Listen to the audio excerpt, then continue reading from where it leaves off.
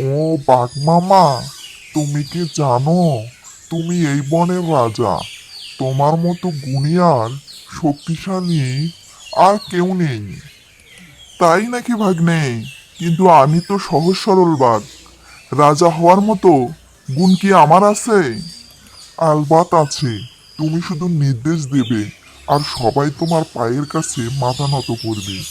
চলো, আজ তোমাকে এই বনের সত্যিকারের রাজা হিসেবে ঘোষণা করি। ঠিক আছে ভাগ্নে, চলো দেখি। কে রে তোমরা? বনের শান্ত পরিবেশে এত চিল্লামিল্লি করছো কেন? আরে, দেখছেন না, আমাদের মহারাজ বাঘ মামা এসেছেন, মাথা নত করুন। কিসের মহারাজ? বনের নিয়ম সবার জন্য সমান, আর এই লেজ কাটা বাঘকে আমি রাজা বলে মানি না। কি বললি? আমার লেজ নিয়ে কথা বলিস? আজ তোর ঘাড় মটকাবো আমি। এ কি, মানুষের ছানা এই গভীর জঙ্গলে কি করছে? তুমি কে হে খোকন? আমার নাম মন্টু। আমার বাবা কাল কাঠ কাটতে বনে এসেছিলেন, কিন্তু আর ফেরেননি। আমি আমার বাবাকে খুঁজছি। ভয় পেও না ছোট খোকা, আমি এই বনের রাজা। তোমার বাবার কিছু হলে আমি দেখে নেব। খোকন, খবরদার, ওই নদীর জলে যাবি না। ওখানে কুমিরটা খুব পাজি। কিন্তু শিয়াল ভাই, আমার খুব তেষ্টা পেয়েছে।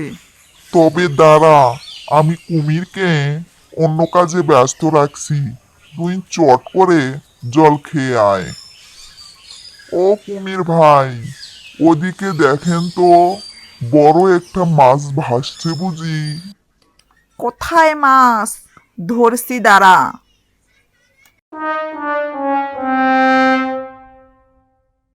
তারা একটি বিশাল গুহার সন্ধান পেল। সেখানে মন্টুর বাবা বন্দি। বাবা, ও বাবা, তুমি কি ভেতরে? খোকন, তুই কেন এলি এখানে? এটা জমপুরি। পালা এখান থেকে, ওই রাক্ষস তোকেও ধরবে। কে রে, আমার ডেরায় ঢুকছিস?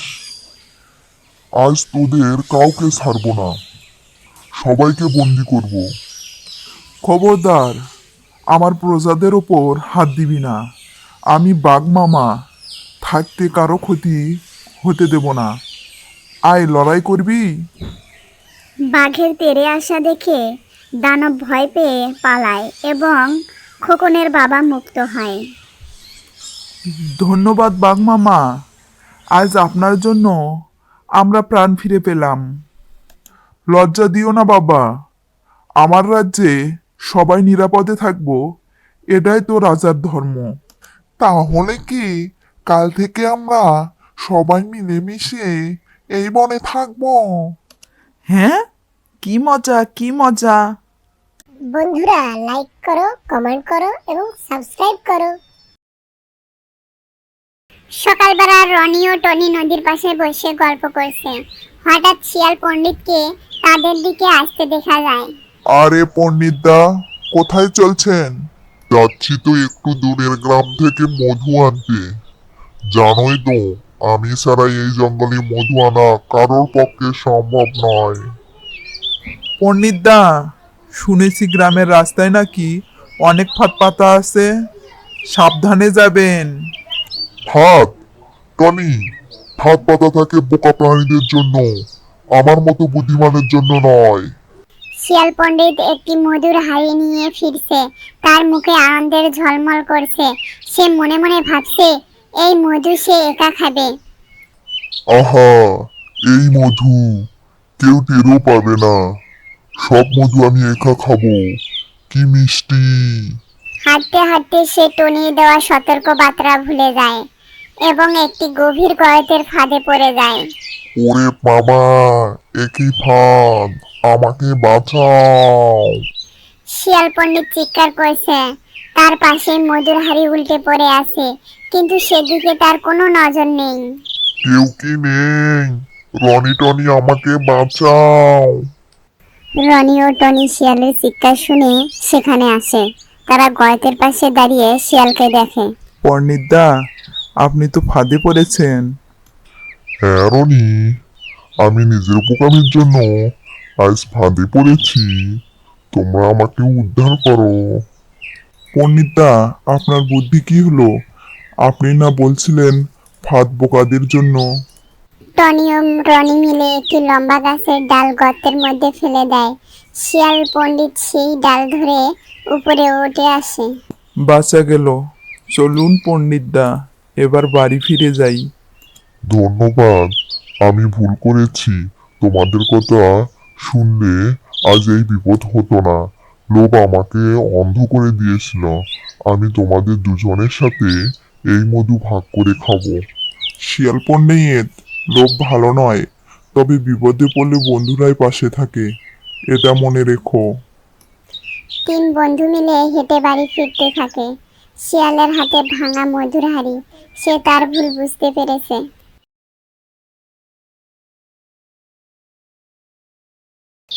একদা এক গভীর অরণ্যে ছিল এক বাঘ। বনের রাজা বটে, কিন্তু আজ তার মুখে হাসি নেই। আজ সে এক বিরাট বিপদে। গ্রীষ্মের তপ্ত দুপুরে এক বিশাল তাল গাছের নিচে বিশ্রাম নিচ্ছিল বাঘটি। শিকার করা মাংস খেতে গিয়ে হঠাৎ তার গলায় এক টুকরো হাড় আটকে গেল। বাঘের সে কি যন্ত্রণা! গলা ফুলে উঠেছে, নিঃশ্বাস নিতে পারছে না, চোখ লাল। অসহ্য কষ্টে সে মাটিতে গড়াগড়ি খাচ্ছে। রাজা আজ অসহায়। আহ, কে আছিস, আমাকে বাঁচা। যে এই হাড় বের করে দেবে তাকে আমি বনের অর্ধেক রাজত্ব দেব। প্রাণ ভিক্ষা চাই। বাঘের করুণ দশা দেখে বনের পশুরা ভয়ে কাছেও ঘেঁষেনি। কিন্তু সেই সময় পণ্ডিত মশাই শিয়াল এলো একদিক থেকে। সে সব দেখলো এবং বুঝলো। ও বাঘ মামা, এ কি অবস্থা! আপনার গলায় হাড়। তবে কি বলবো, আপনার গলা থেকে হাড় বের করার পর আপনি আমাদের মাথাটা চিবিয়ে খাবেন না তো? না না শিয়াল ভাই, বিশ্বাস করো, আমার এখন ভালো বুদ্ধি হয়েছে। আমি কথা দিচ্ছি কারো কোনো ক্ষতি করব না। দয়া করো আমায়। পণ্ডিত শিয়াল শুধু মুচকি হাসল। সে জানতো বাঘের স্বভাব বদলায় না। সে লেজ মেরে চলে গেল। শিয়াল চলে গেল। বাঘের যন্ত্রণা তখন চরমে। ঠিক তখনই তাল গাছের ডালে এসে বসলো এক বক। তার লম্বা গলা আর সুচালো ঠোঁট। বক ভাই, তুমি আমার শেষ ভরসা। তোমার লম্বা ঠোঁট দিয়ে যদি এই হাড়টা বের করে দাও, তবে আমি তোমাকে জীবনের সেরা পুরস্কার দেব। কি পুরস্কার দিবেন বাঘ মামা? তোমায় আমি একটা সোনার হাড় দেবো ভাগ্নে। পুরস্কারের লোভ সামলাতে পারল না বক। নিজের জীবনে ঝুঁকি নিয়ে সে ধীরে ধীরে তার লম্বা ঠোঁট ঢুকিয়ে দিল বাঘের ধারালো দাঁতের ফাঁকে। সাবধানে অনেক কসরত করে হাড়টি বের করে আনলো বক। হাহ, বাঁচা গেল। বিপদ কাটলো। বক এবার খুশি মনে বলল, রাজামশাই, আমার পুরস্কার। পুরস্কার? ওরে বোকা, তুই বাঘের মুখে মাথা ঢুকিয়েছিলি। তোকে যে খাইনি, এটাই তোর সবচেয়ে বড় পুরস্কার। পালা এখান থেকে, পালা। বাঘের ভয়ঙ্কর হুঙ্কারে বক ভয় পেল বটে, কিন্তু পালালো না। সে মুহূর্তের মধ্যে উড়ে গিয়ে ঠিক সেই তাল গাছের সবচেয়ে উঁচুতে বড় একটি তালের উপরে গিয়ে বসল।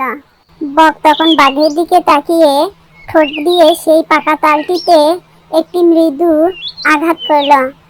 আর ঠিক তখনই সেই বিশাল পাকা তালটি সপাং করে পড়ল বাঘের ঠিক মাথার উপরে। মুহূর্তের মধ্যে বাঘ চিৎপটাং। পাকা তালের আঘাতে তার প্রাণবায়ু উড়ে গেল। অসৎ ও কৃতজ্ঞতার শেষ ফল এটাই। তাল গাছের ওপর বসে থাকা বক তখন আকাশের দিকে তাকিয়ে এক বিজয়ের হাসি হাসল। অসৎ ব্যক্তির উপকার করেও লাভ হয় না, কারণ তারা তাদের স্বভাব পরিবর্তন করে না। তবে প্রকৃতি বা কর্মফল কখনো কখনো নিজেরাই বিচার করে।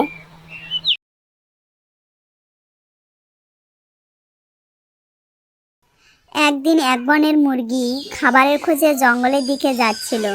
কিছুক্ষণ হাঁটার পর সে দেখে তার সামনে একটা শিয়াল দাঁড়িয়ে আছে। তাকে দেখে সে দাঁড়িয়ে পড়ে। মুরগিকে দেখে শিয়ালের জিভে পানি চলে আসে আর সে তাকে তাড়া করে, কিন্তু শিয়াল গিয়ে তার সামনে দাঁড়ায়। কিরে শিয়াল, তুই কেন আমার রাস্তা আটকিয়েছিস? আমার সামনে থেকে সর, আমি আমার বাসায় যাব। আমি তোকে আজ তোর ঘরে যেতে দেব না, তোকে আমি খাবো। এসব তুমি কি বলছো? তুমি জানো না যে এই জঙ্গলে কেউ অন্য কারো প্রাণ নিতে পারে না? তুমি সিংহ মহারাজের হুকুম কি অমান্য করছো নাকি? আরে রাখ তোর সিংহ মহারাজ, আমি যে তোকে খাবো তা কি সিংহ মহারাজ জানবে? আর তুই যদি মারা যাস তাহলে সিংহ মহারাজের কাছে কে বিচার দিবে? আরে কেউ কি আছো এই পাজি শিয়ালের হাত থেকে আমার প্রাণ বাঁচাবে? কেউ আমাকে বাঁচাও, আর তা না হলে এই শিয়াল আমাকে খেয়ে নেবে। কেউ কি আছো? দয়া করে আমাকে সাহায্য করো। কেউ আসবে না এই নির্জন জায়গায়। আজ তোকে আমি খাবই। আজকে আমার হাত থেকে তোকে কেউ বাঁচাতে পারবে না।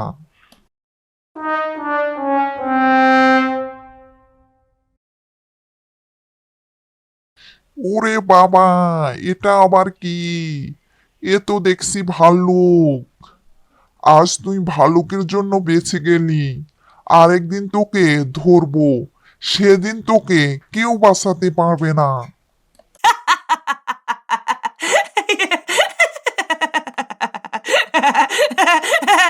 কিরে মুরগি, শিয়াল কি তোকে খেতে চাচ্ছিল?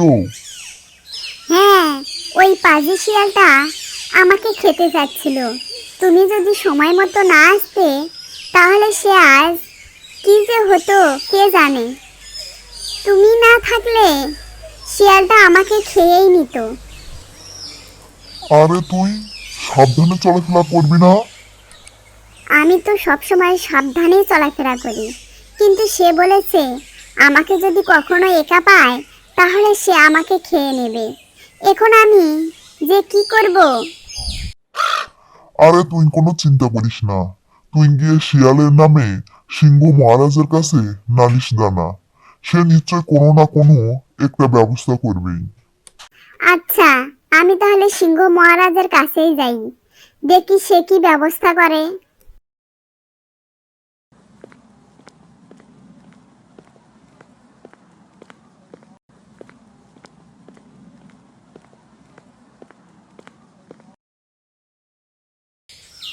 কি মুরগি, এখানে কি মনে করে এলি? কোনো দরকার নাকি? হ্যাঁ মহারাজ, আমাদের জঙ্গলে যে শিয়াল আছে সেই শিয়াল আমাকে খাওয়ার জন্য আমার পথ আটকেছিল। তবে সময় মতো ভাল্লুক আসার কারণে আমার প্রাণটা বেঁচে যায়। কিন্তু শিয়াল যেতে যেতে আমাকে বলে গেছে যে যদি পরের বার আমাকে একা পায় তাহলে নাকি সে আমাকে খেয়ে নেবে। একমাত্র আপনিই পারেন আমাকে রক্ষা করতে মহারাজ। তুই এসব কি বলছিস? তুই শিয়ালকে বলিসনি যে এই জঙ্গলে কোনো পশু পাখির প্রাণ নেওয়া নিষেধ? হ্যাঁ মহারাজ, আমি বলেছিলাম, কিন্তু সে আমার কোনো কথাই শুনেনি। কি? ওর এত বড় সাহস যে সে আমার হুকুম মানে না? তুই চিন্তে করিস নে, আমি দেখছি যে শিয়ালের কি ব্যবস্থা করা যায়। এই পাখি, তোর সাথে কথা আছে, এদিকে শুনে যা। কি হয়েছে মহারাজ? জঙ্গলের ভিতরে যা, আর গিয়ে দেখ শিয়াল কোথায় আছে। শিয়ালকে গিয়ে এই খবর জানা দিবি যে আমি তাকে তলব করেছি। ঠিক আছে মহারাজ, আমি এক্ষুনি যাচ্ছি।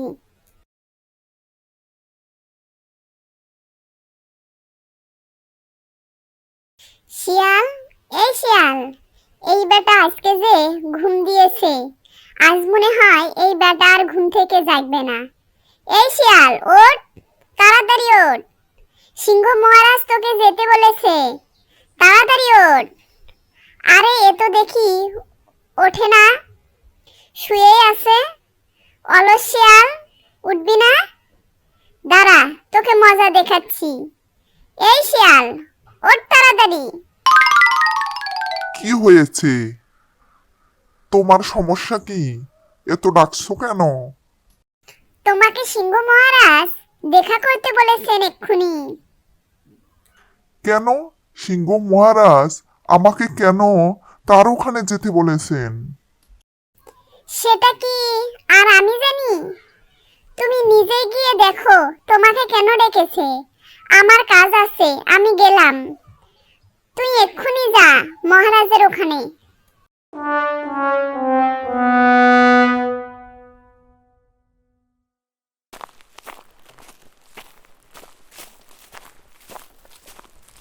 সিংহ মহারাজের জয় হোক। মহারাজ, আপনি কি আমায় তলব করেছেন? শিয়াল, তুই নাকি আজ মুরগিকে মেরে খেতে চেয়েছিলি? এসব আমি কি শুনছি? তুই আমার হুকুম অমান্য কেন করেছিস? আরে মহারাজ, আপনি এই মুরগির কথা বিশ্বাস করেন? আমার এত সাহস কোথায় যে আমি আপনার হুকুম অমান্য করি? এখনো পর্যন্ত আমার এত সাহস হয়নি যে আমি আপনার বিরুদ্ধে গিয়ে কোনো কাজ করব। কিন্তু মুরগি যে এসে বলল তুই নাকি ওই মুরগিকে খেতে চেয়েছিলি, তুই আমার কথা অমান্য কেন করেছিস? আরে এসব তার ভুল ধারণা। আমি তার সাথে খেলতে চেয়েছিলাম, আর সে ভেবেছে আমি তাকে খেয়ে নেব। ও আচ্ছা, তাহলে তুই এখন যা। তবে সাবধান, জঙ্গলের কোনো পশু পাখিকে তুই ক্ষতি করার কোনো চিন্তা মাথাও আনিস না। আচ্ছা মহারাজ, আপনি যেমনটা বলবেন।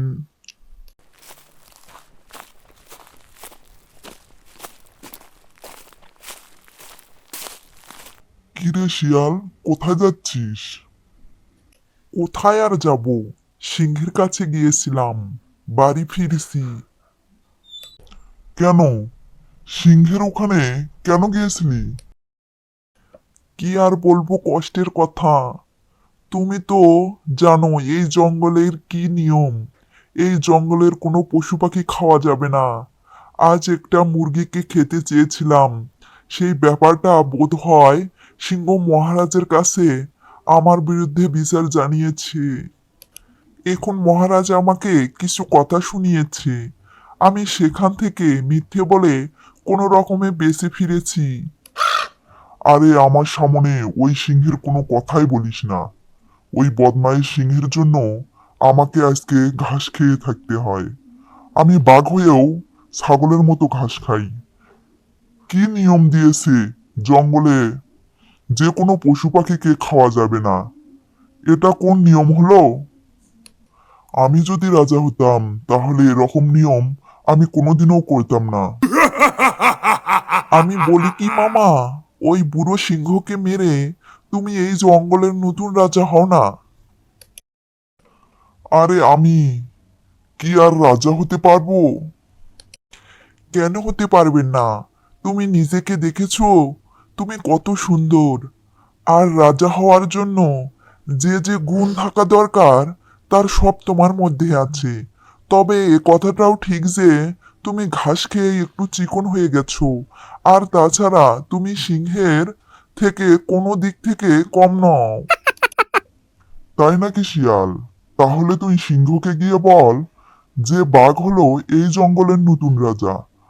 আর সে যদি আমাকে এই জঙ্গলের রাজা হিসেবে না মানে তাহলে এই জঙ্গলে আগুন জ্বালিয়ে দেব আমি। আমার যা ইচ্ছা হবে তাই আমি করব। আর আমার সাথে যদি লড়াই করতে আসে তাহলে আমি তাকে মেরে দেব। যা শিয়াল, এসব কথা গিয়ে সিংহকে বলবি। আচ্ছা ঠিক আছে, আমি এক্ষুনি যাচ্ছি, তুমি এখানেই থেকো।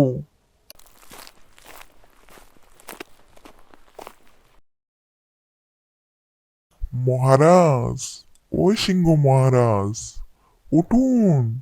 আপনার এখন ঘুমানোর সময় নয়, এখন আপনার লড়াই করার সময়। তাড়াতাড়ি উঠুন। এই যে মহারাজ, উঠুন না তাড়াতাড়ি। কিরে শিয়াল, তুই আবার এখানে ফিরে এলি কেন? কোনো দরকার নাকি? থাকলে তাড়াতাড়ি বল। হ্যাঁ মহারাজ, আপনাকেই তো এখন দরকার। আপনি এই খবর শুনেছেন যে বাঘ এই জঙ্গলের রাজা হয়ে গেছে? কি বলছিস এসব? আমি হলাম এই জঙ্গলের রাজা। আমি থাকতে বাঘ কিভাবে আবার রাজা হলো? আরে বাঘ, বাঘ আপনার কোনো কথাই মানবে না। সে এখন এই জঙ্গলের রাজা। আপনি যদি তাকে বাধা দেন তাহলে সে আপনাকে মেরে ফেলবে। কি? আমাকে সে রাজা হিসেবে মানে না? ওর এত বড় সাহস যে ও আমার কথা মানবে না আর আমাকে মারতেও চায়? আজ ওই বেটার খবর আছে। আমি এক্ষুনি যাচ্ছি, দেখি সে আমার কি করে।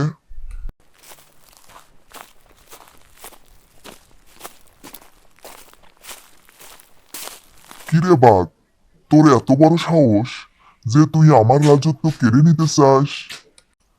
আরে ধুর, তোকে রাজা হিসেবে কে মানে? তুই যে এই জঙ্গলের রাজা হয়ে বসে আছিস, তোর রাজা হওয়ার কোন যোগ্যতা আছে? তুই আমার যোগ্যতা নিয়ে কথা বলিস? আয় আমার কাছে আর এসে দেখ আমার যোগ্যতা আছে কি নাই। আমি তোর কাছে যাব কেন? তুই আমার কাছে আয়। কয়েকদিন ধরে তোকে মারার একটা সুযোগ খুঁজছিলাম, আর সে সুযোগ আমি পেয়েছি আজকে। তোকে মেরে আমি হব এই জঙ্গলের নতুন রাজা। তাই তোর নতুন রাজা হওয়ার শখ, তুই আমাকে মারবি আর আমি দাঁড়িয়ে দাঁড়িয়ে তোর মার খাবো? এটা তুই ভাবলি কি করে? আমার কি মুখে দাঁত নেই নাকি পায়ে নখ নেই যে আমি তোকে মারতে পারবো না? তাহলে এত ভয় পাচ্ছিস কেন? আয় আমার কাছে, আয় আর আমাকে মার। আমি তোর কাছে যাব কেন? তুই আমার কাছে আয়। আজকে তোকে খাইছি, দেখি আমার হাত থেকে তোকে কে বাঁচায়। এই তোমরা থামো, এসব কি করছো? এত ঝগড়া করছো কেন?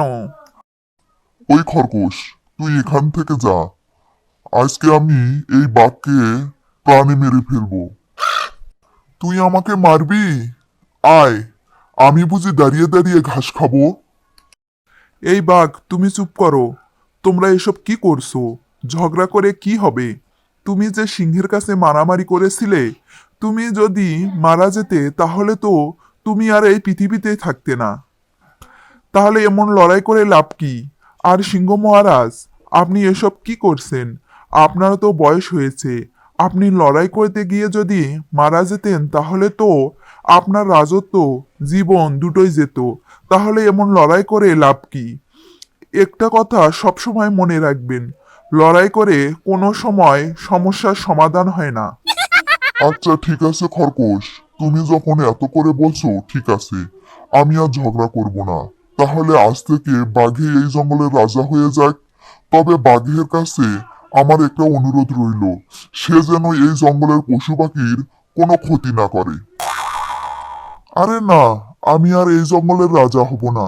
সিংহ মহারাজ, আপনি এই জঙ্গলের রাজা, কারণ এখন পর্যন্ত আপনি জঙ্গলের পশু পাখির কথা ভাবছেন, আর আমি জঙ্গলের পশু পাখিদের খাওয়ার চিন্তা করছিলাম। তাই এই জঙ্গলের আসল রাজা হলেন আপনি।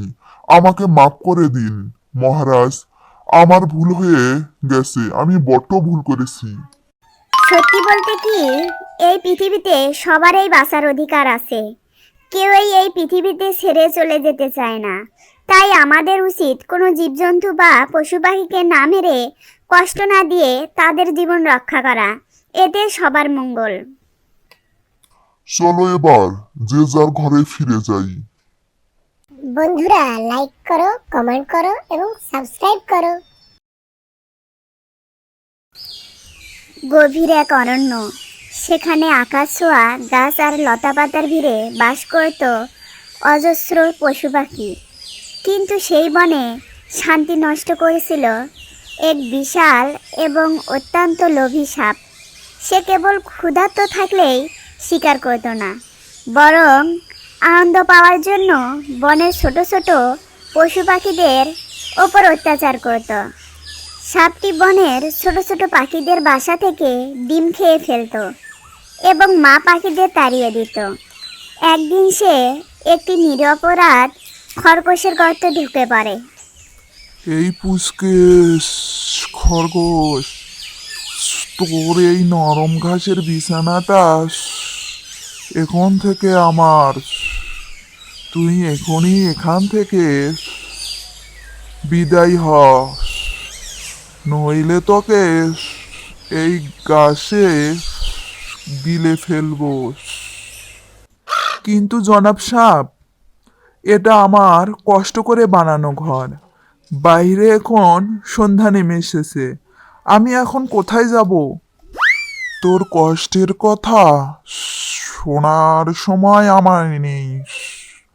যা এখান থেকে ভেগে যা। ভীতু খরগোশ প্রাণ ভয়ে পালিয়ে গেল। সাপটি আয়েশ করে সেখানে ঘুমিয়ে পড়ল, কিন্তু তার লোভের শেষ ছিল না। পরের দিন সাপটি শিয়ালের গুহার সামনে গিয়ে ফুসফুস করতে লাগলো। এই যে পণ্ডিত শিয়াল, তোমার এই গুহাটা বেশ বড় ঠান্ডা। আমি ঠিক করেছি আজ থেকে আমি এখানেই থাকবো। তুমি বাইরে গিয়ে ঘুমাও। ভাই সাপ, আপনি বনের রাজা হতে পারেন, কিন্তু এভাবে সবার বাসা দখল করা কি ঠিক হচ্ছে? এই বনে যার গায়ে জোর বেশি সেই রাজা। আমার সাথে তর্ক করবি না, মরবি। এবার বের হ এখনই। শিয়াল বুঝতে পারলো শক্তিতে সে সাপের সাথে পারবে না, তাই বুদ্ধি খাটিয়ে এই আপদ বিদায় করতে হবে। শিয়াল একটি বুদ্ধি আঁটলো। সে চেহারার এমন এক ভাব আনলো যেন সে সাপের খুব ভালো চায়।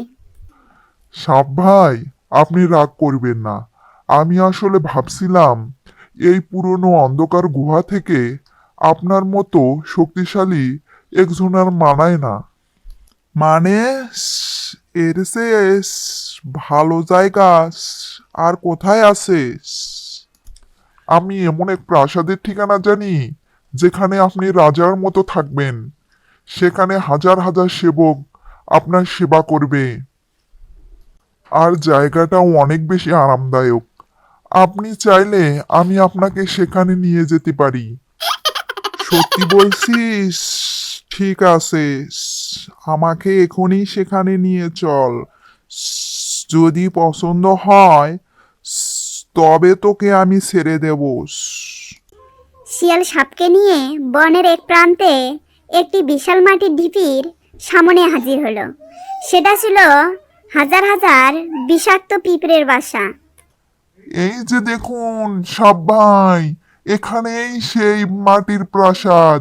এর ভেতরে কত কুটুরি, আপনি ভেতরে গেলেই বুঝতে পারবেন। বাহ, এটা তো দারুণ জায়গা। এই ক্ষুদ্র প্রাণীরা এখানে কি করছো? এই তুচ্ছ প্রাণীরা, তোমরা এখান থেকে চলে যাও। তোমরা এখানে এই প্রাসাদ খালি করো। আমি বনের অধিপতি, এখানে থাকতে এসেছি। তোমাদের মতো নগণ্য প্রাণীদেরকে এখানে থাকার কোনো অধিকার নেই। এমন করে হবে না, আপনি এগিয়ে যান। কিরে, তোরা আমার কথা শুনবি? নে, তোদের মরণ দশা চেপেছে। সাপের গলার আওয়াজ আর দম্ভ দেখে হাজার হাজার পিঁপড়ে তাদের বাসা থেকে বেরিয়ে এলো। তাদের রানীর নির্দেশে তারা সবাই মিলে সাপের গায়ে ঝাঁপিয়ে পড়ল। আহ, উফ, তোরা আমাকে কামড়াচ্ছিস কেন? জানিস আমি কে? উফ, উফ, ছেড়ে দে আমায়। ঐক্যবদ্ধ থাকলে আমাদের কেউ হারাতে পারবে না। তুই আমাদের ঘর দখল করতে এসেছিস, এখন তার ফল ভোগ কর। মুহূর্তের মধ্যে হাজার হাজার পিঁপড়ে সাপটিকে কামড়ে ক্ষতবিক্ষত করে ফেলল। সাপটি যন্ত্রণায় ছটফট করতে করতে মারা গেল। শিয়াল দূর থেকে সব দেখছিল। অহংকার আর লোভ মানুষকে ধ্বংস করে দেয়। তুমি সবার ঘর কেড়ে নিয়েছিলে, আজ তোমার নিজের প্রাণটাই চলে গেল।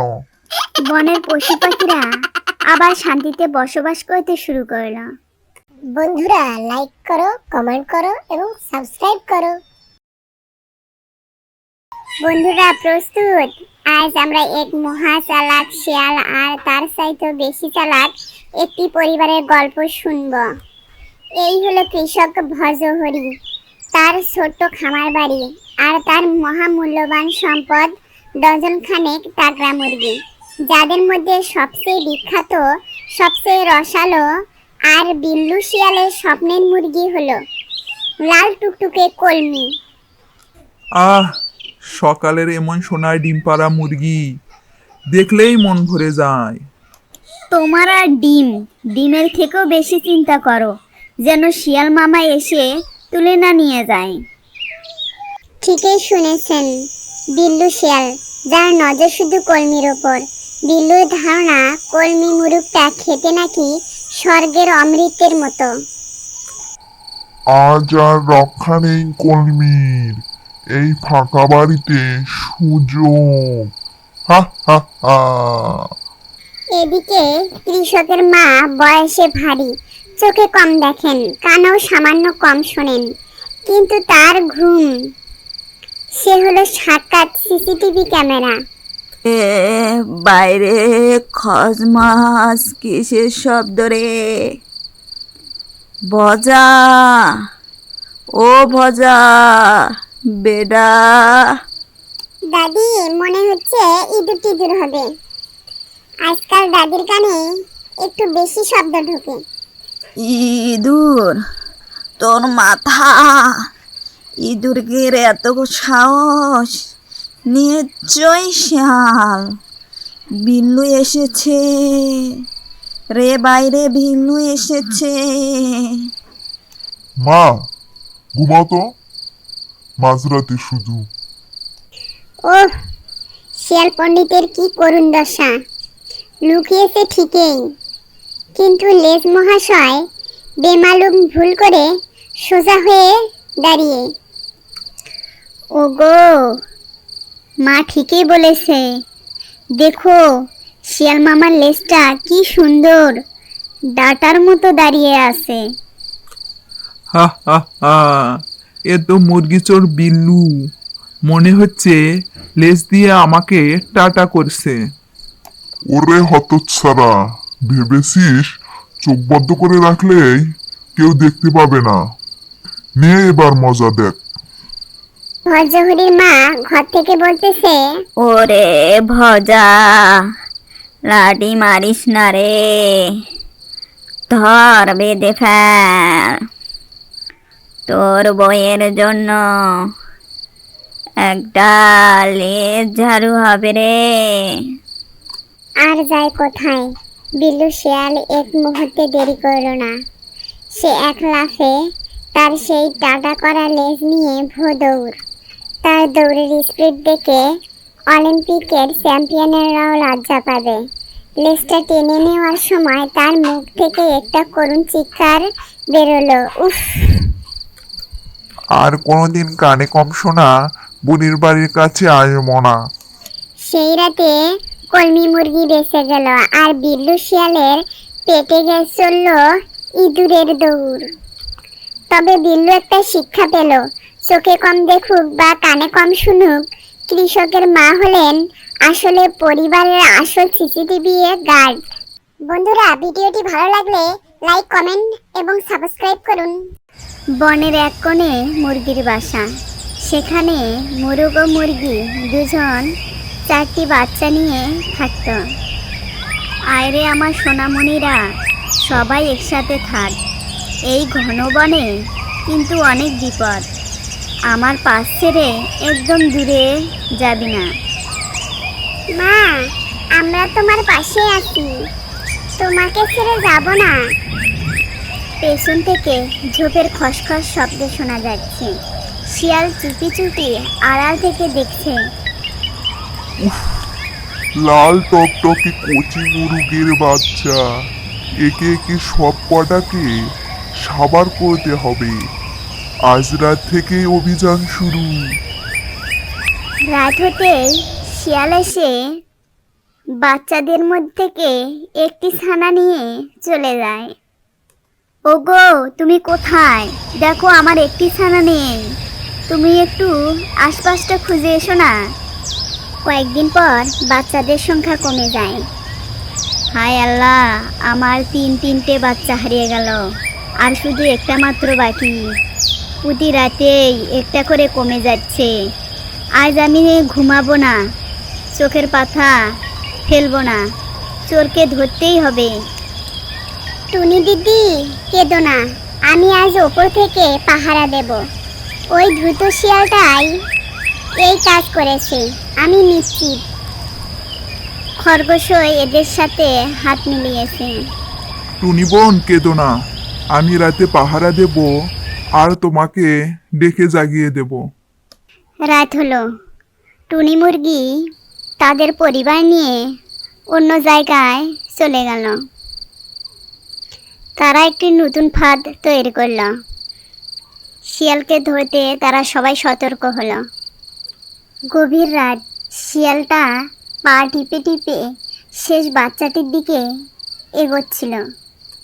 আর মাত্র একটা, ওটাকে খেলেই আজকের মতো ভোজ শেষ করব। আয় রে বাপ, আমার পেটে আয়। ধরো ধরো ওই চোরটাকে, আমার কলিজার টুকরোদের খেয়ে আজ আবার এসেছে। অনেক হয়েছে শিয়াল, তোর দুষ্টমির ফল আজ হাতে নাতে পাবি। আজ তোকে আমরা উচিত শিক্ষা দেব।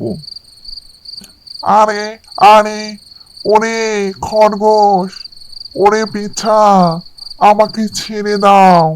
আমি আর কখনো এমন কাজ করব না, ভুল হয়ে গেছে।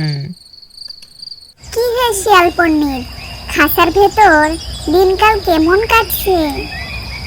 শোনো শোনো, তোমরা আমাকে ছেড়ে দাও। আমি আমার ভুল বুঝতে পেরেছি। আমি অন্যদের ক্ষতি করে নিজের পেট ভরেছি, কিন্তু আজ বুঝতে পারছি একাকী থাকার কষ্ট আর বিপদের ভয় কতটা ভয়ানক। আমাকে মেরো না, আমি এই বন ছেড়ে চলে যাব, নয়তো সবার সাথে মিলেমিশে থাকবো। তোমরা শিয়ালকে ছেড়ে দাও। ও যখন নিজের ভুল বুঝতে পেরেছে, তখন ওকে আর আটকে রেখে লাভ নেই। ঘৃণা দিয়ে নয়, আমরা ওকে ভালোবাসা দিয়ে বদলে দিতে চাই। ঠিক আছে টুনি, তোমার মন অনেক বড়। শিয়াল, টুনি তোকে ক্ষমা করে দিয়েছে।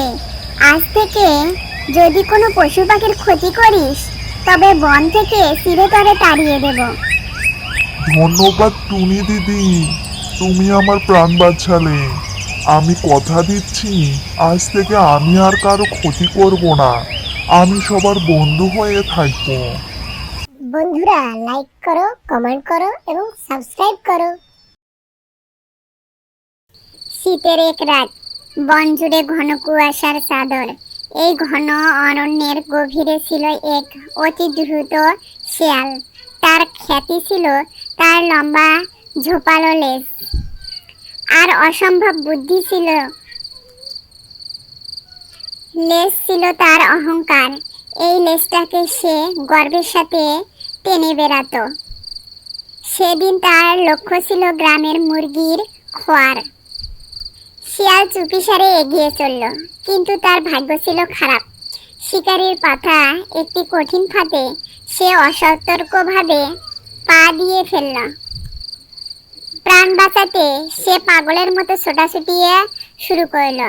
তার লেজটা ফাঁদের কাঁটা তারে আটকে গেছে।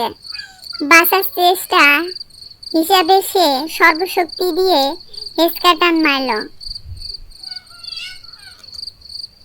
কিন্তু হায়, শিয়াল প্রাণ নিয়ে পালাতে পারলো ঠিকই, কিন্তু তার গর্ভের লম্বা লেজটি কাটা তারে কেটে পড়ে রইল। লেজছাড়া শিয়াল তাকে দেখতে লাগছিল বড়ই অদ্ভুত, হাসির পাত্র। বনের অন্যান্য শিয়ালেরা তাকে দেখলেই ফিসফিস করে হাসে, ঠাট্টা করে। তার অহংকার চূর্ণ হলো। শিয়ালটি লজ্জিত ও দুঃখ হলো। তার একা একা দিন কাটতে লাগলো। সে ভাবলো এভাবে আর চলে না। সে যদি একা লেজ কাটা থাকে তবেই সে উপহাসের শিকার হবে, কিন্তু যদি সবাই লেজ কাটা যায় তাহলে তো আর তাকে কেউ আলাদা চোখে দেখবে না। আর এই ভাবনা থেকে তার মাথায় জন্ম নিল এক অন্ধকার পরিকল্পনা। সে তার হারানো মর্যাদা ফিরে পাওয়ার জন্য এক মহা ছলনার জাল বুনতে শুরু করল। পরের দিন চালাক শিয়াল বনের সব শিয়ালকে এক জায়গায় ডেকে আনলো। এক পাশে লেজ কাটা সেই শিয়াল আর অন্য পাশে সারিবদ্ধভাবে লম্বা লেজের অধিকারীরা। লেজ কাটা শিয়াল সবার সামনে দাঁড়িয়ে তাদের স্বভাবসিদ্ধ চতুর হাসি হেসে বলল, এতদিন এই লম্বা লেজ টেনে টেনে আমরা কি পেয়েছি?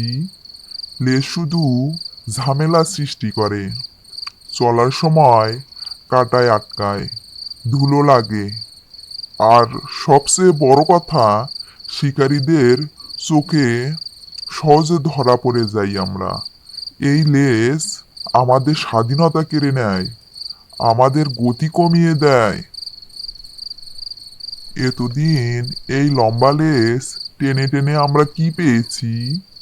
লেজ শুধু ঝামেলা সৃষ্টি করে, চলার সময় কাটায় আটকায়, ধুলো লাগে, আর সবচেয়ে বড় কথা, শিকারীদের চোখে সহজে ধরা পড়ে যাই আমরা। এই লেজ আমাদের স্বাধীনতা কেড়ে নেয়, আমাদের গতি কমিয়ে দেয়। বন্ধুরা, লেজ না থাকলে আমরা আরো বেশি স্মার্ট, আরো বেশি সাহসী, এবং সবচেয়ে গুরুত্বপূর্ণ, আমরা আরো আধুনিক। তার কথা শুনে কিছু শিয়াল মুগ্ধ হলো। তারা ভাবলো, লেজছাড়া শিয়ালটি এত জোর দিয়ে যখন বলছে, নিশ্চয়ই এর মধ্যে কোনো বিশেষ সুবিধা আছে। প্রায় সবাই যখন এই লেজ কাটা শিয়ালের কথায় প্রভাবিত হতে শুরু করেছে, ঠিক তখনই এক বৃদ্ধ জ্ঞানী শিয়াল ভিড় ঠেলে সামনে এগিয়ে এলো। তার কণ্ঠস্বর ছিল শান্ত কিন্তু দৃঢ়। বৃদ্ধ শিয়ালটি লেজ কাটা শিয়ালকে উদ্দেশ্য করে বলল, হে বন্ধু, তোমার কথা আমরা শুনলাম। তুমি লেজ না রাখার যে সুবিধাগুলো বললে তা সত্যি হতে পারে, কিন্তু তুমি কি ভুলে গেছো লেজ আমাদের শরীরের ভারসাম্য রক্ষা করে? দৌড়ানোর সময়, লাফানোর সময়, দিক পরিবর্তনের সময় এই লেজেই আমাদের সাহায্য করে। এই লেজ প্রকৃতি আমাদের এমনিতেই দেয়নি, এর বিশেষ প্রয়োজন আছে। আর সবচেয়ে বড় কথা, বৃদ্ধ শিয়াল দৃঢ়তার সঙ্গে বলল, তুমি লেজ কেটে ফেলোনি, তুমি ফাঁদে পড়ে তোমার লেজ হারিয়েছো। এখন তুমি নিজের অপমান আর লজ্জা ঢাকতে আমাদেরকেও তোমার মতো লেজবিহীন করতে চাইছো। বৃদ্ধ শিয়ালের কথায় বাকি শিয়ালেরা নিজেদের ভুল বুঝতে পারল। তারা বুঝতে পারল লেজ কাটা শিয়ালটি তার নিজের দুর্ভাগ্য ঢাকতে এবং তাকে একা না থাকার জন্য সবাইকে তার নিম্ন স্তরে নামিয়ে আনার চেষ্টা করেছে। তারা এক বাক্যে লেজ কাটার প্রস্তাব প্রত্যাখ্যান করল। বন্ধুরা, ভিডিওটি ভালো লাগলে লাইক, কমেন্ট এবং সাবস্ক্রাইব করুন। মুরগিদের সমস্যা হলো তারা তাদের জনসভার সবসময় প্রধান অতিথি করেন একজন শিয়ালকে। এই শিয়ালের বিরুদ্ধে কিছু বলা যায় না। একবার এক বক শিয়ালদের ডেরা থেকে কিছু হাড়গোড় উদ্ধার করল এবং মুরগিদের তা দেখিয়ে বলল, এই হাড়গুলো তোমাদের? প্রতিবার জনসভা থেকে যে মুরগিগুলো শিয়ালকে এগিয়ে দিতে আসে তারা যে আর কখনো ফিরে আসে না, এটি খেয়াল করেছো? হ্যাঁ, করেছি তো। মুরগিরা বলল শিয়াল স্যার তাদেরকে আপেল বাগান দেখাতে নিয়ে যান। স্যার বলেছেন বড় হলে আমরাও একদিন আপেল বাগান দেখার সুযোগ পাবো। তোমরা তা বিশ্বাস করছো? বিশ্বাস না করার কি আছে? শিয়াল স্যার আগেই বলেছেন মুরগিদের উন্নতি কখনো কবুতরেরা সহ্য করতে পারে না। তারা নানাভাবে তোমাদের বিভ্রান্ত করার চেষ্টা করবে। ওরা চাইবে না তোমরা কখনো আপেল খাও। শোনো কবুতর, এই হার দেখিয়ে তুমি আমাদেরকে বিপদগামী করতে চেষ্টা করছো, কিন্তু আমরা বিপদে যাব না। শিয়াল স্যারের ওপর আমাদের অগাধ আস্থা। কিন্তু আমি স্বচক্ষে দেখেছি বটগাছের ঝোপের শিয়ালে তোমাদের একজনকে ধরে খাচ্ছে। আমার কথা বিশ্বাস না হলে একদিন নিজের গিয়ে দেখে আসতে পারো। আমি নিয়ে যাব। আগামী সবার দিনেই চলো। শোনো বগ, তুমি কি শিয়াল স্যারের ওপর আমাদের বিশ্বাসের পরীক্ষা নিতে চাচ্ছ? আমরা এ ফাঁদে পা দেব না। তুমি সাবধান হয়ে যাও। তোমরা আমাকে ভুল বুঝেছ। শিয়ালদের কোনো আপেল বাগান নেই। ওই পাহাড় আমি তন্ন তন্ন করে খুঁজেছি, কোথাও আপেল বাগান পাইনি, শুধু শিয়াল আর শিয়াল। কোথা থেকে যেন এক মুরগ এসে বলল, আমাদের জমিলের বাপ একদিন শিয়াল স্যারের লগে পাহাড়ে গিয়েছিল 18 মাস আগে। হে অহনো ফেরে নাই।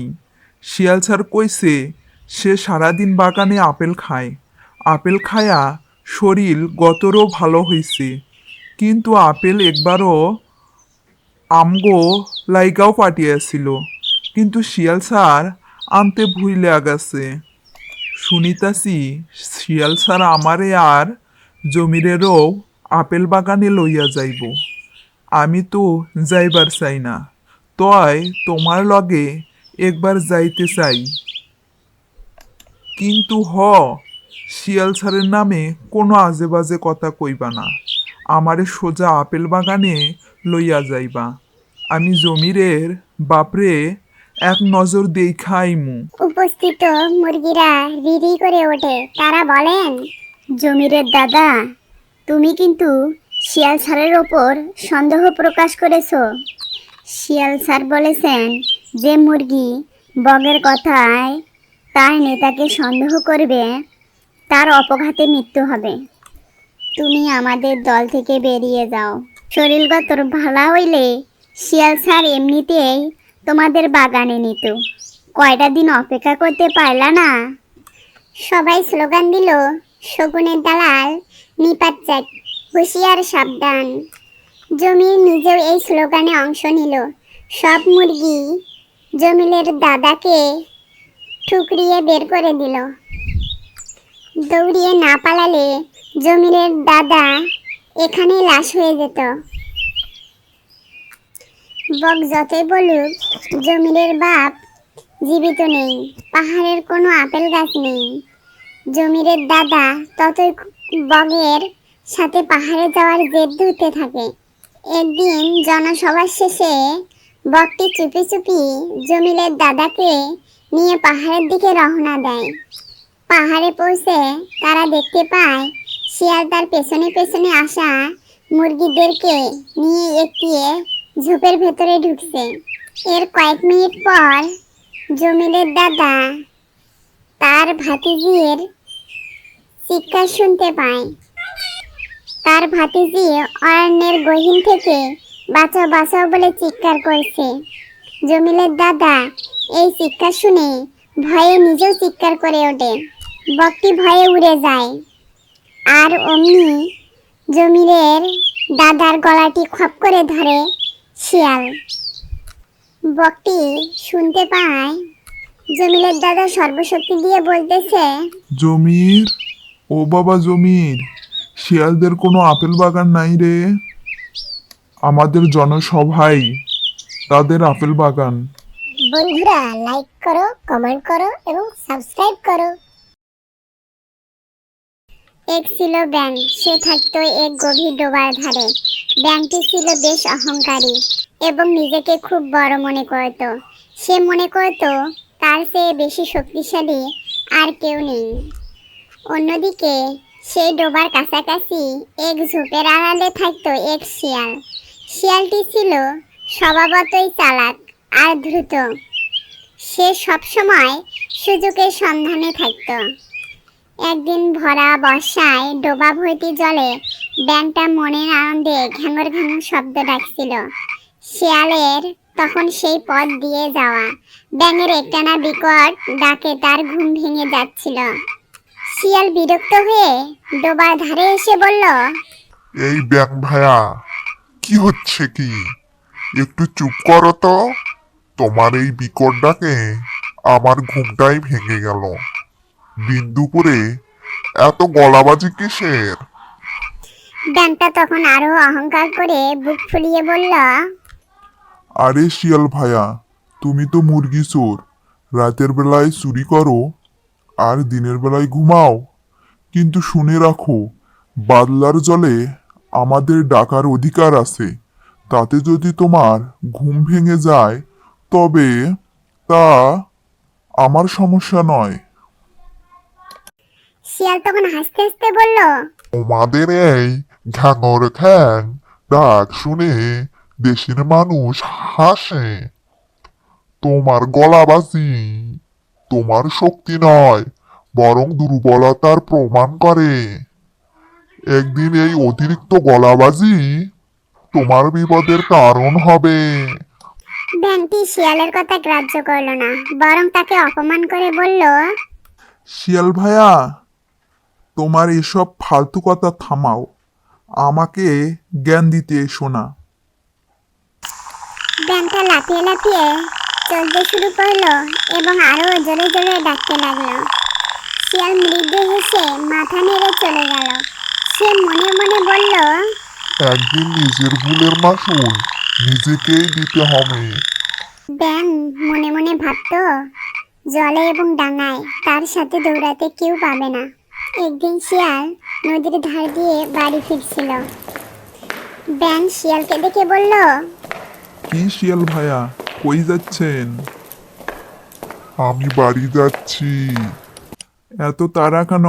তোমাকে দেখে মনেই হচ্ছে না তুমি হাঁটছো। আমাকে দেখে শেখো। এবার শিয়ালের খুব রাগ হলো। সে রেগে বলল, ঠিক আছে, কাল তোমার সাথে আমার প্রতিযোগিতা। দেখি কে আগে যায় পৌঁছায়। দেখি কে বেশি দৌড়ায়। দেখি কার দৌড় কত দূর পর্যন্ত। এই বলে শিয়াল তার নিজ বাড়ি ফিরে গেল। পরের দিন সকালে জঙ্গলের কয়েকজন প্রাণী তাদের প্রতিযোগিতা দেখতে জড়ো হলো। বাঘ ছিল প্রধান বিচারক। ব্যাঙ পুকুরের কিনারায় এসে লাফানোর জন্য প্রস্তুত হলো। অন্যদিকে শিয়াল দৌড়ানোর ভঙ্গিতে দাঁড়িয়েছিল। ব্যাঙ তার সর্বশক্তি দিয়ে জলে ঝাঁপ দিল এবং দ্রুত সাঁতরে মাছ পুকুরের দিকে এগোতে থাকলো। অন্যদিকে শিয়াল সে এক মুহূর্ত নষ্ট না করে তার স্বভাবসিদ্ধ ক্ষিপ্রতার পুকুরের পাড় ধরে টিলার দিকে দৌড়াতে শুরু করলো। ব্যাঙ যখন সাঁতরাতে সাঁতরাতে মাঝপথে পৌঁছালো, সে দেখলো শিয়াল টিলার দিকে পৌঁছাচ্ছে। ব্যাঙ হেসে বলল,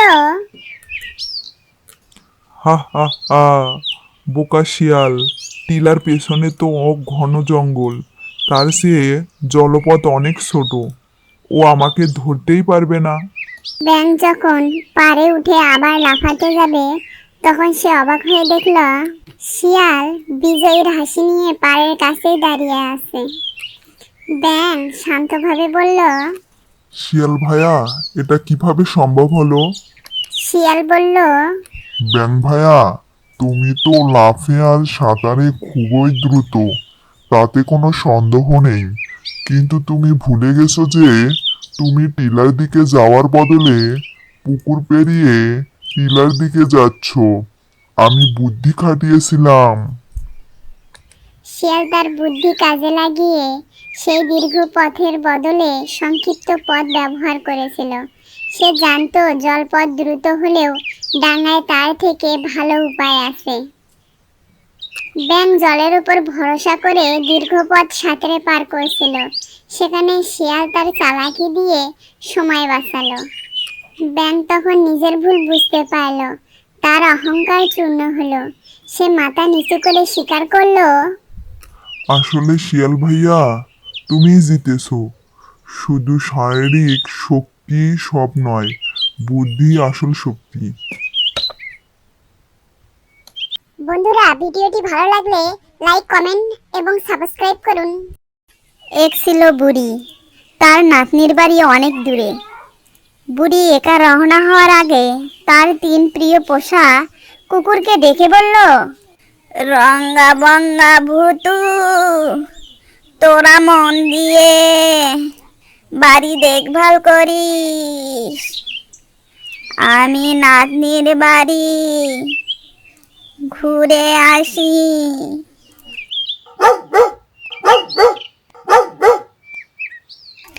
বুড়ি পথ চলতে শুরু করলাম।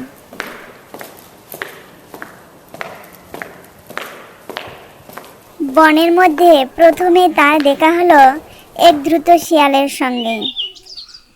ওই বুড়ি, তোকে আমি এখন খাবো। ওরে বাবারে, শিয়াল, এখন আমাকে খেতে চেয়েও না।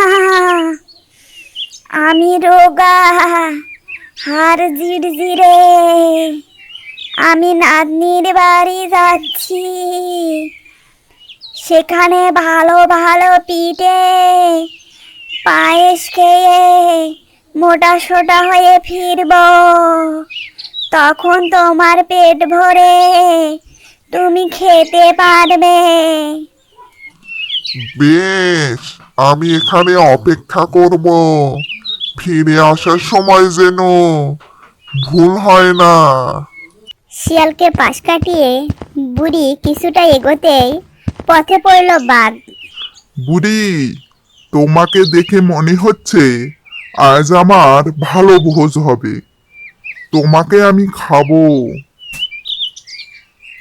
বাবা বাঘ, আমাকে এখন খেয়েও না। আমি নাতনির বাড়ি গিয়ে মোটা হয়ে ফিরে এলে তুমি আমাকে খেয়েও। এখন খেলে তো তোমার পেট ভরবে না। ঠিক আছে, আমি এই পথে তোমার জন্য অপেক্ষা করব, কিন্তু মোটা হয়ে ফিরতে হবে। বুড়ি কোনো মতো বাঘের হাত থেকে রেহাই পেয়ে নাতনির বাড়ির দিকে এগিয়ে গেল। নাতনির বাড়িতে গিয়ে বুড়ি খুব আদর যত্ন পেল এবং ভালো ভালো খাবার খেয়ে সে বেশ মোটাসোটা হয়ে গেল। এবার বাড়িতে ফেরার পালা। বুড়ি চিন্তিত হয়ে নাতনিকে সব কথা খুলে বলল। নাতনি তখন একটি বড় লাউ এনে তার ভেতরে শ্বাস বের করে দিল। দিদা, তুমি এই লাউয়ের ভেতরে লুকিয়ে পড়ো, কেউ দেখতে পাবে না। ফেরার পথে যদি খিদে পায়। চিন্তা নেই দিদা, তোমার জন্য লাউয়ের ভেতরে চিড়ে মুড়ি আর গুড় ভরে দিচ্ছি। তুমি লাউয়ের ভেতরে বসে খেতে খেতে চলে যাবে। নাতনি বুড়িকে ভেতরে ঢুকিয়ে লাউটি বুড়ির বাড়ির দিকে গড়িয়ে দিল। লাউটি গড়াতে গড়াতে সেই পথে এলো যেখানে বাঘ অপেক্ষা করছিল। গড়ানোর শব্দ শুনে বাঘ লাফিয়ে উঠল। কে যায়? থামো। তুমি কি সেই বুড়িকে দেখেছো যে মোটা হয়ে ফেরার কথা ছিল? বুড়ি লাউয়ের ভেতর থেকে চিড়ে মুড়ি চিবোতে চিবোতে বলে, লাউ গড় গড় গড়, চিড়ে খায় আর গুড়, বুড়ি গেল অনেক দূর। কবিতাটি শুনে বাঘ ভীষণ রেগে গেল। সে চিৎকার করে বলল, কি, বুড়ি আমাকে ফাঁকি দিয়ে পালিয়েছে? বাঘ রাগের মাথায় লাউয়ের গায়ে সজোরে লাথি মারলো, কিন্তু লাউটি মজবুত ছিল। লাথি খেয়ে লাউটি উল্টো গিয়ে আরো জোরে গড়িয়ে গড়িয়ে চলতে লাগলো। বাঘ বিভ্রান্ত হয়ে চেয়ে রইল। লাউ গড়াতে গড়াতে শিয়ালের কাছে এলো। ও লাউ, তুমি কি মোটা বুড়িকে দেখেছ?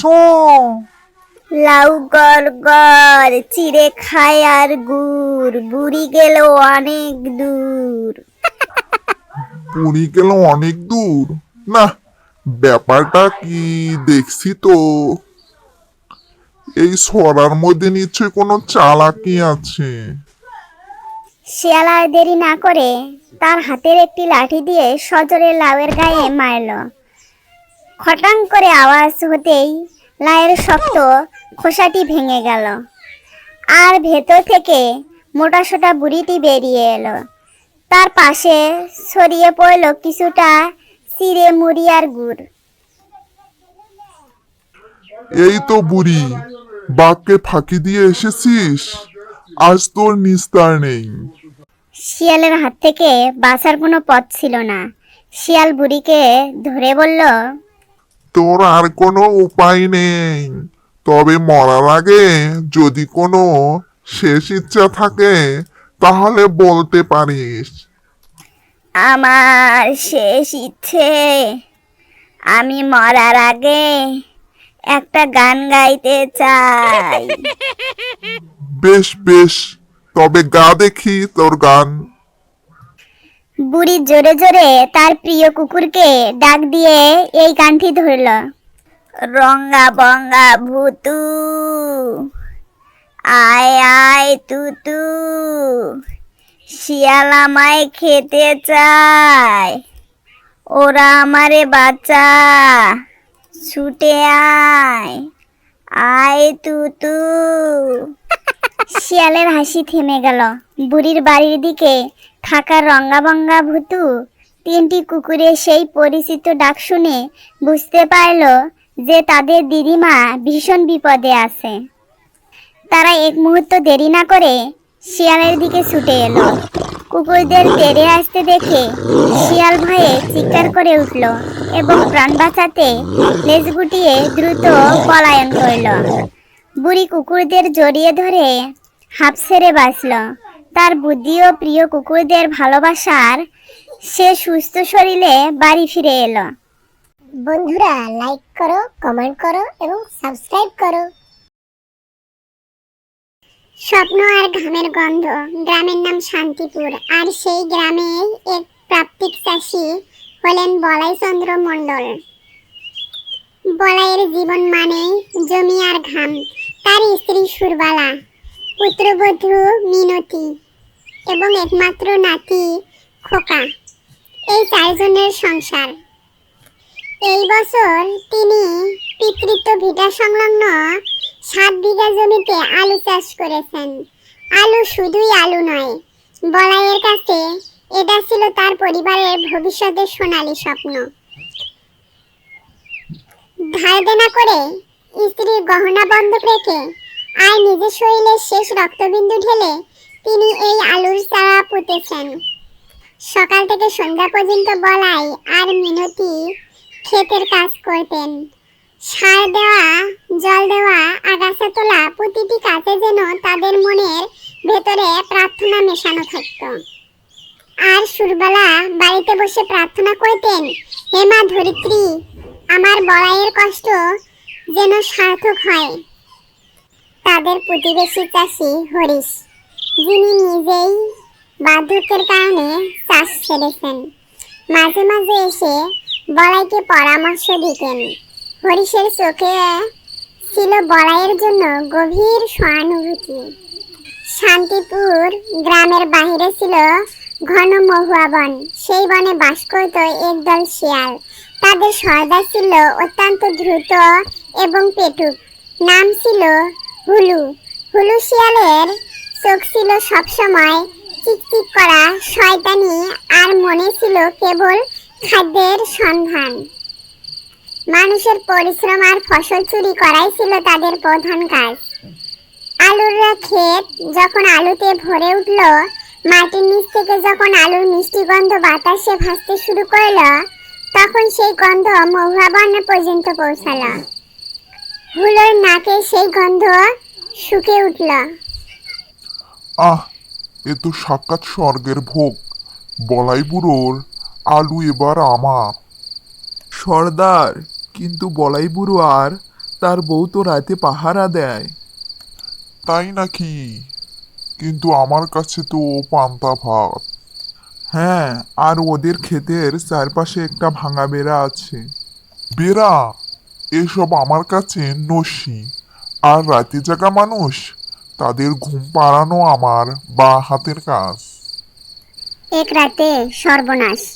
আলু তোলার মাত্র 2-3 দিন বাকি। বলাইয়ের বুক আনন্দে ভরে উঠেছে।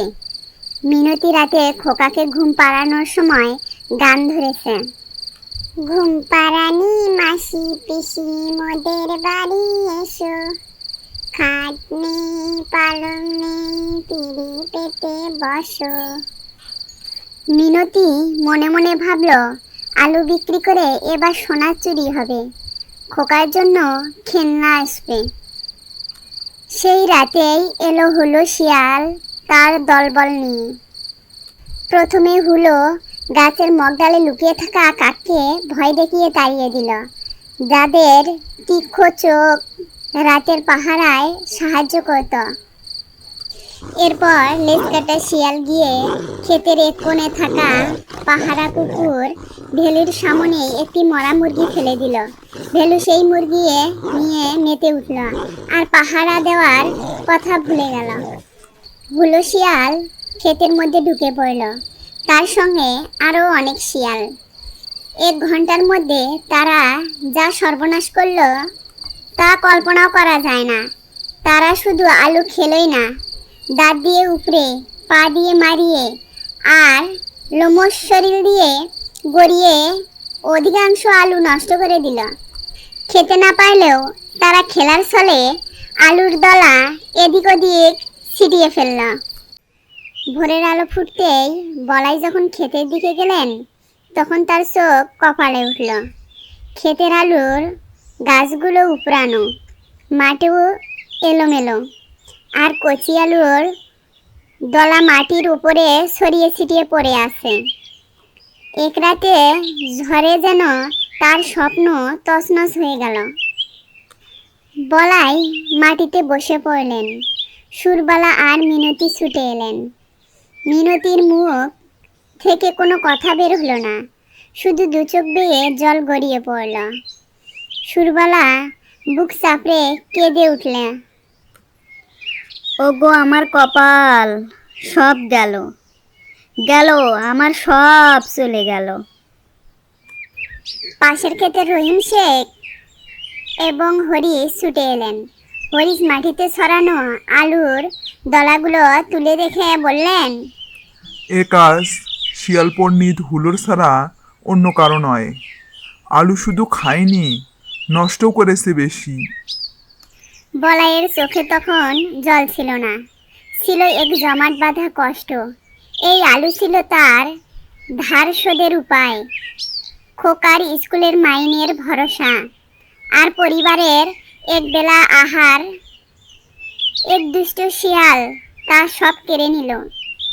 বলাই কেবল একটা কথাই বারবার বলছিল, আমার কষ্ট সব মাটি হয়ে গেল রে। শিয়াল, তুই আমার সব আশা খেয়ে দিলি। ক্ষতি যা হওয়ার তা হয়ে গেছে।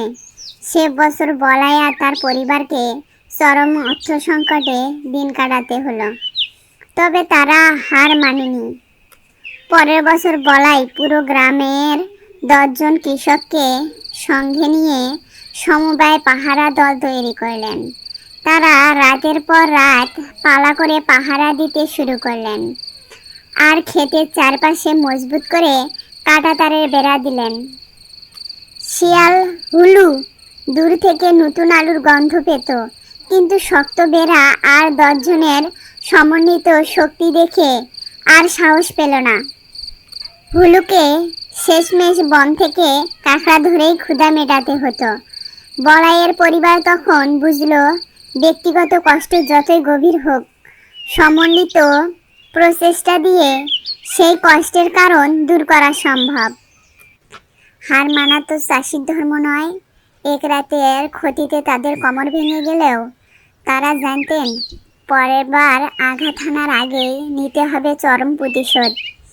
আলুর ক্ষেত্রে তাদের কাছে এখন শুধু জমি নয়, এটা তাদের সম্মান। বলাই গেলেন প্রতিবেশী হরিশ আর রহিম শেখের কাছে। সকলে মিলে ঠিক করলেন এবার শিয়ালকে নয়, শিয়ালকে ফাঁকি দেওয়ার পদ্ধতি ভয় পেতে হবে। বলাই, হরিশ এবং রহিম তিনজনে কাজে লেগে গেল। এদের সাহায্য করলেন মিনতি। শিয়ালেরা ভীষণ সতর্ক প্রাণী, সামান্য শব্দেই তারা সতর্ক হয়ে যায়। ক্ষেতের চারপাশে ভাঙা বেড়ার গায়ে ঝুলিয়ে দেওয়া হলো পুরনো টিনের ক্যান এবং শুকনো হাঁড়ি কলসি। সামান্য বাতাসে সেগুলো ঠুকঠুক করে বাজতে শুরু করল। ক্ষেতের মধ্যে যেখানে শিয়ালেরা প্রথমবার ঢুকেছিল সেখানে মাটি আলগা করে পুঁতে রাখা হলো কিছু শক্ত বাঁশের কঞ্চি, আর তার ঠিক উপরে রাখা হলো হুলোর প্রিয় কয়েকটি সদ্য তোলা আলু। এই ফাঁদ তৈরি করলেন হরিশ, যিনি ছোটবেলায় শিকারের কৌশল জানতেন। বলাই জানতেন এই ফাঁদ শুধু শিয়ালকে ধরতে নয়, এক কঠিন বার্তা দিতে পাতা হচ্ছে। পরের রাতে আবার আলুর গন্ধ পেয়ে হুলো সর্দার হাসি হাসি মুখে এগোতে শুরু করল। একই, আর চারিদিকে এত কিসের গন্ধ, আর কিসের এই ঢং ঢং ঝনঝন আওয়াজ? শব্দ আর দুর্গন্ধে কিছুটা ইতস্ত করলেও লোভী হলো আলুর গন্ধ অপেক্ষা করতে পারল না। সে দেখলো বেড়ার পাশে রাখা আছে লোভনীয় কচি আলু। হুলো লেজ কাটাকে অপেক্ষা করতে বলে নিজেই সেই আলুর দিকে এগিয়ে গেল। এমনি তার সামনের দুপা সজোরে ঢুকে গেল আলগা মাটির লুকানো শক্ত বাঁশের কঞ্চিতে। শিয়াল বুঝতে পারল এটা শুধু ফাঁদ নয়, এটা মৃত্যু ফাঁদ।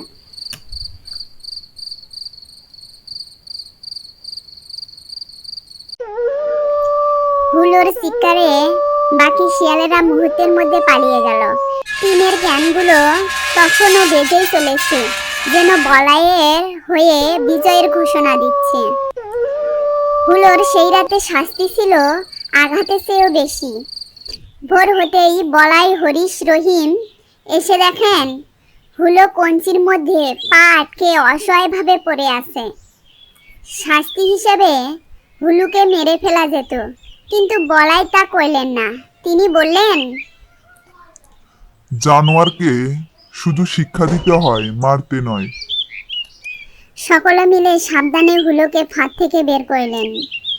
তার আঘাত খুব গুরুতর ছিল না, তবে হাঁটার ক্ষমতা হারিয়েছিল। এরপর বলাই হুলোকে বলল, যাও, আর কখনো গরিব চাষির পেটে লাথি মারতে এসো না। মনে রেখো, আমরা ফসল ফলাতে জানি, আর সেই ফসল রক্ষা করতেও জানি।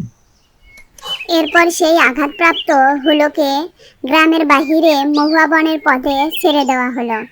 সেদিন থেকে হুলো শিয়াল এই আলুর ক্ষেতের দিকে আর কোনোদিনও ফিরেও তাকায় না, কারণ সে জানতো ওখানে গেলে এবার তার সাক্ষাৎ মৃত্যু। আর এভাবে শান্তিপুরের বলাই আর তার পরিবার শুধু নিজেদের আলু বাঁচায়নি, বরং গোটা গ্রামের চাষিদের মধ্যে প্রতিরোধের এক নতুন বীজ বুনে দিয়েছিল। প্রমাণ হলো পরিশ্রমের ফসল চুরি করা গেলেও সাহস আর বুদ্ধিকে পরাজিত করা যায় না। বন্ধুরা, ভিডিওটি ভালো লাগলে লাইক, কমেন্ট এবং সাবস্ক্রাইব করুন। বন্ধুরা, লাইক করো, কমেন্ট করো এবং সাবস্ক্রাইব করো। বন্ধুরা, লাইক করো, কমেন্ট করো এবং সাবস্ক্রাইব করো।